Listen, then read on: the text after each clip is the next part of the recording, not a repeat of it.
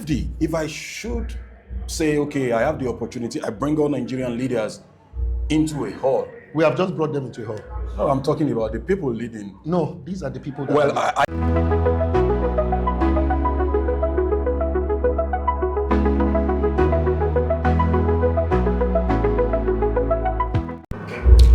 All right, good morning, Arise Congress champions. Good morning, Nigeria. Good morning, world. It gives me a great pleasure to welcome you to our continuous live broadcast of the Arise Congress 2.0 Emergence of Champions, reaching you live from BICC Baptist International Convention Center, Lufuwakbe, Lagos Ibadan Expressway. My name is Ladiji Alabi, and I'm your host for this belt. Well, in the studios this morning with me, I have a great man of God, a motivational person, a politician, and a business person. He has just ministered to the audience, and we are here in the studios with him to talk to you, our people, also. But before I go on with my guest, let me let you know that you can join us on every of our social media platforms: Facebook, Instagram, and X at Arise for Impact. Once again, my name is Ladiji Alabi, and it gives me a great pleasure to welcome you to our studios this morning, Pastor Fela Durotoye. I know he loves it short, Fela Durotoye. Or FD, even shorter. FD. Thank you. It's great to be here. Yeah. It's been you've been a source of inspiration to a lot of young Nigerians. I recollect 2019 when you came out to aspire to become the president of Nigeria. A lot of youth actually believed in Fela Durotoye because of what you have, because of what you portray. Let me ask you, sir, what gives you so much hope about Nigeria? Well, I always say to people, my hope for Nigeria comes from three major things. Number one, when I look at the word that the Lord has spoken through the mouth of many great prophets, whether it was the prophecy that Pa Elton spoke long ago over Nigeria, and he said that there was going to come a time when Nigeria will be known as a nation that was corrupt. When Pa Elton was saying that corruption had not yet crept into our nation, he said there's going to come a time when Nigeria will become the pariah above nations.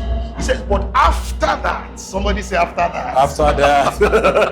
After that, he said Nigeria is going to emerge like an eagle coming out of the ashes, and it will become one of the golden nations, one of the best nations in the world to live in. That was a prophetic word that God gave to Pa Elton. We have seen a part of that prophecy. Indeed, now Nigeria is going through the decadence part of that prophecy, where things are so bad. There's corruption all over the land. There's insecurity. Our economy is failing. Our currency is weak. All of that is happening. People are running away from Nigeria in hordes. They call it the Japa syndrome. All of that was prophesied in Pa Elton's prophecy. But he said, after that, yes, sir. You see, there's coming, and after that, there is a new Nigeria that is going to emerge from the ashes of this one, that will become a great nation to live, a great nation to work, a great nation to do businesses, and a great nation to raise the next generation in. That promise, God also extended through the mouth of Pastor E. Abdeboye. In 2006, some people can go and read it in Redemption Light magazine, where Daddy Gio said God told him that Nigeria is going to, the green passport of Nigeria is going to become one of the most treasured passports in the world. That's an after that. It's still going to happen because God does not lie. Mama Idahosa, Archbishop Margaret Idahosa, said in 2009 in the CFI, Campus Fellowship International magazine of the Church of God Mission Ministry, she said that God told her that by 2025, but more importantly, that Nigeria is going to become the destination capital of the world, that people will be coming to Nigeria. Prophecies have gone all across. In November 2004, November 23, God spoke to me and talked about the future of Nigeria, how Nigeria is going to become a most desirable nation to live, to work, to do business, and raise the next generation. But he said to me, now go and build me the people. You see, great nations are not inherited by prophecy. Great nations are built because of prophecy. And what it takes to build a nation is to be a nation builder. When you introduced me, you called me a politician. Throughout the time I was running for office, I said, I'm not a politician. I'm not a politician. I'm a nation builder. A nation builder is somebody who loves their nation. A nation builder is somebody who looks forward to the greatness of their nation, but is willing to do something about it. That was what happened. That was why I came out at great cost to see how can we get good people who love Nigeria. We have left Nigeria in the hands of people who don't care for too long. How do we get the people who love Nigeria to arise? Go and get your voter's card. Arise. Run for office. Whether you win or you don't win, it doesn't matter. Arise. Go and join a political party. Whether your party wins or not, it doesn't matter. Arise. Volunteer for a campaign. Arise. Be a part of volunteer for INEC. These are the things that we have to do. Nations are not inherited. Nations are built. Nobody just looks forward to say, God said I will have a house. And then you think the house will come out of the ground. When God speaks to you, you war with that word. When God gives you a prophecy, you go to battle with it. You go to action with it. And that is the most important message that we came to give the young people here today. Like Jeremiah, it was said that, when God said to Jeremiah, he says, before I formed you in your mother's womb, I ordained and consecrated you as a prophet to the nations. And Jeremiah said, Lord, I cannot speak, for I am a youth. And God said, do not ever call yourself a youth again. And that was the message that I brought to the youth here. Everybody calls them youth. They say, yes, the youth of the nation, youth of the nation. But the people are thinking, we can't do anything. What can we do? These people have spoiled our country.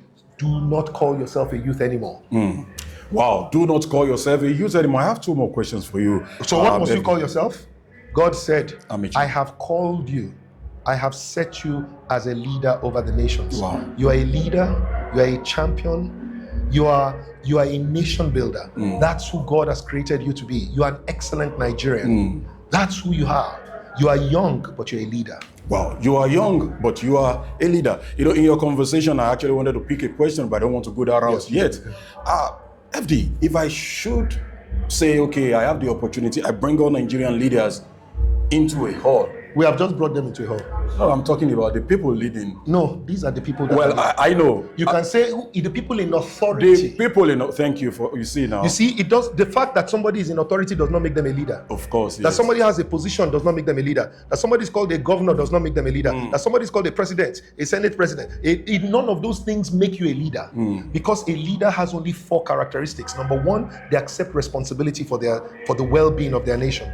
Number 2, they believe in the capacity of their generation to make it happen. Number 3, they are willing to commit their lives, everything they have, and to a lifestyle that will make greatness happen and make life better for all. And lastly, they're willing to do everything they can to deliver a better nation. Wow. So let's be clear. The people, you are a leader. The cameraman is a leader. All the people that are doing something to make something happen. We are all leaders. Look at the plethora of leaders. Look at the leaders whose voices we're hearing in the background. You who are watching me, you are a leader. For so long, we have only called the people in position leaders, and we were waiting for them to fix the problem. No, many of them are not leaders, they are rulers. Their lives are dedicated to making things worse for people, to making things bitter for people, so that they can be better off. That's a ruler, not a leader. So I'm telling you, you that are watching me, you are the leader. Now, if you want to rephrase your question and say to me, what if I gathered all the people who have position? Okay. Then you can continue.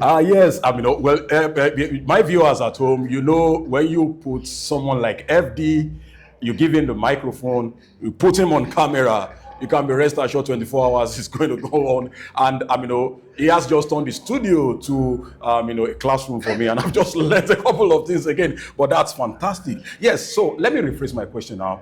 If I am to put the rulers or the people in authority in Nigeria into a room, what is that one thing that you will say to them? We've seen you over the years inspire a lot of young people in Nigeria, and you have just done that again. And you are even doing here with me inside the studio. What is that one thing that you will say to them? I would tell them the thing that I always tell every person in position of authority. The first thing I tell them is that God has given you an opportunity. but you must understand the purpose for which God gave you that authority. Because it is the purpose that will define your success. It doesn't matter what you achieve. If it is not in line with the reason why God gave you that position, you have failed. And I would tell them that the reason why God gave them the opportunity was to be able to raise leaders across Nigeria, to be examples and role models, to ensure that they are problem solvers, to make sure that they make a positive impact on the lives of everybody, that they should do the right thing at all times, that they should leave a great legacy. This is what I tell all the leaders. I tell them, you have the opportunity, but you must remember there's a purpose to it. And more importantly, you must remember that whatever you do now is not for long. Before you know it, time will come and time will go. You know, even if you have 2 terms, 8 years is the twinkle of an eye.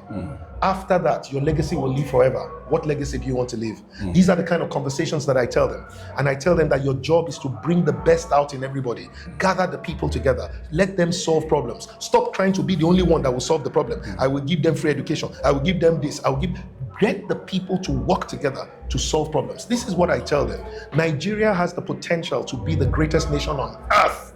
But you who have a position of authority, you have the power and the voice to unite the people. Bring the people, regardless of tribe, regardless of party, political party, regardless of religion, bring the people together. That is your job as a leader. Unite the people around solving a problem and building a great nation. Well, fantastic. Well, my final question, FD, so that we can leave the studios. If there is one misconception that youth have about Nigeria, what would that be? And what solution do you have to that? Well, I think the problem that youth have is 2 of them, if you don't mind. Number 1, they think that the people who have held Nigeria back are strong. And they think that the youth, are weak. Can you say that again? The greatest misconception that the youth have is they think that the people who are holding Nigeria bound and holding Nigeria back, that they are very strong. And they think that the youth, are weak. Unfortunately, it's the other way around. The young people are the greatest force in this nation. Whenever they arise, things move. Whenever they accept responsibility, things move.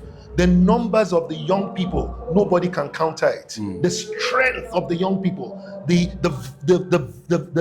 energy of the young people, the belief of the young people, nobody can stop it. But most of the time, the young people are there saying, these people, they will not let us, these people, they will not let us, these people. There's nobody that is stopping you. Do whatever you want. Pick that paper from the road, on the floor. Nobody will stop you. Gather people together to clean your area. Nobody will stop you. Decide to be the best version of the best Nigerian that anybody has seen. Nobody will stop you. I promise you, you are not just the future of this nation, you are the promise of Nigeria. You are the one that has the ability to birth a new nation. Don't believe the hype. Don't believe that anybody has held Nigeria bound, that they are only able to do so when you do nothing. So if you're listening to me and you're a young person, you're stronger than you think. God is in you, and greater is He that is in you than he that is in the world. All you have to do is accept responsibility, believe, commit to solving a problem, and do everything you can to bring as many people until you guys deliver on it. This is my message to you. Be the best Nigerian that Nigeria has ever seen. Be an excellent Nigeria so that we can build an excellent Nigeria. God bless you. God bless you. Nobody can stop you. Go ahead and do great things. Yes, that's just an inspirational one. A word of faith from FD himself, Fela Durotoye. Go ahead and be the best Nigerian any other person can ever be. Well, that will be the size of the show at this hour. We'll be signing out now, but don't forget also, you can follow the live stream of Arise Congress 2.0 Emergence of Champions on all of our social media platforms at Arise for Impact on Twitter, X, Facebook, Instagram, and TikTok. Well, my colleague will be joining you shortly when I'm done with FD. But as we sign out, FD, I want to ask this on a lighter note. That should we be expecting FD on the ballot anytime soon?